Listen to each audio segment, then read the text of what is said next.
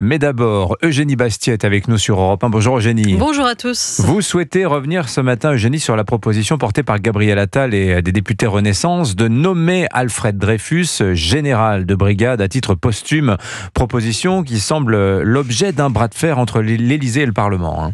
Oui, c'était le 2 juin dernier. L'Assemblée nationale a adopté à l'unanimité cette proposition de loi portée par Gabriel Attal qui permet cette promotion posthume à Alfred Dreyfus, dont on sait évidemment la tragique histoire.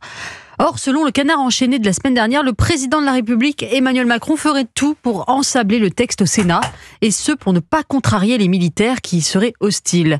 Alors le président avait déjà, il y a quelques années, émis des réserves sur une telle réparation.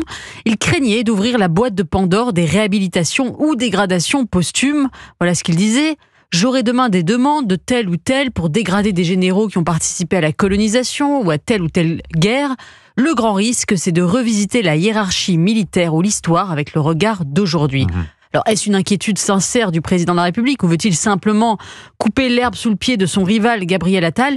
Reste que ces joutes politiciennes sur l'honneur bafoué d'un homme ne sont guère glorieuses. Mais sur le fond, Eugénie, est-ce que ce ne serait pas une bonne idée que de réparer par la loi cette injustice qui a privé Alfred Dreyfus de mener la carrière militaire qu'il aurait sans doute méritée ? Je n'étais qu'un officier d'artillerie qu'une tragique erreur a empêché de suivre son chemin, avait dit le capitaine Dreyfus à son petit-fils.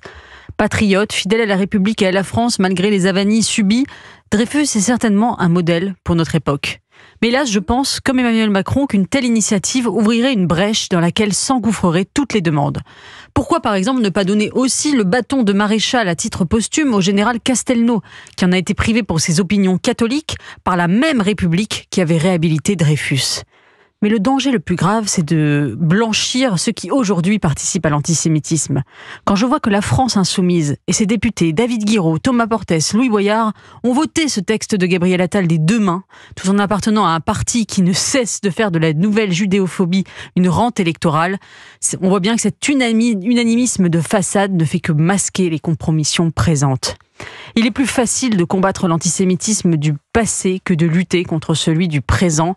Il est plus simple d'aller compenser l'impuissance politique par la surenchère mémorielle. Alors, cette initiative de vouloir élever à titre posthume Dreyfus au grade de général, est-ce que ça n'est pas symptomatique d'une tendance aussi du politique à surinvestir les enjeux mémoriels ?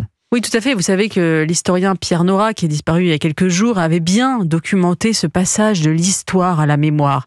Il s'insurgeait contre l'habitude envahissante des politiques de dire l'histoire.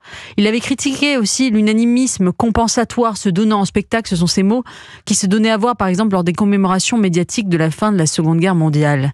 Cette mémorialite a culminé avec Emmanuel Macron qui n'a cessé de jalonner son mandat de grands rendez-vous mémoriels, parfois très réussis au demeurant, mais qui semble trahir par l'obsession du passé l'incapacité à répondre efficacement aux défis d'aujourd'hui. Tout commence en mystique et se dégrade en politique, disait Charles Péguy à propos de l'affaire Dreyfus.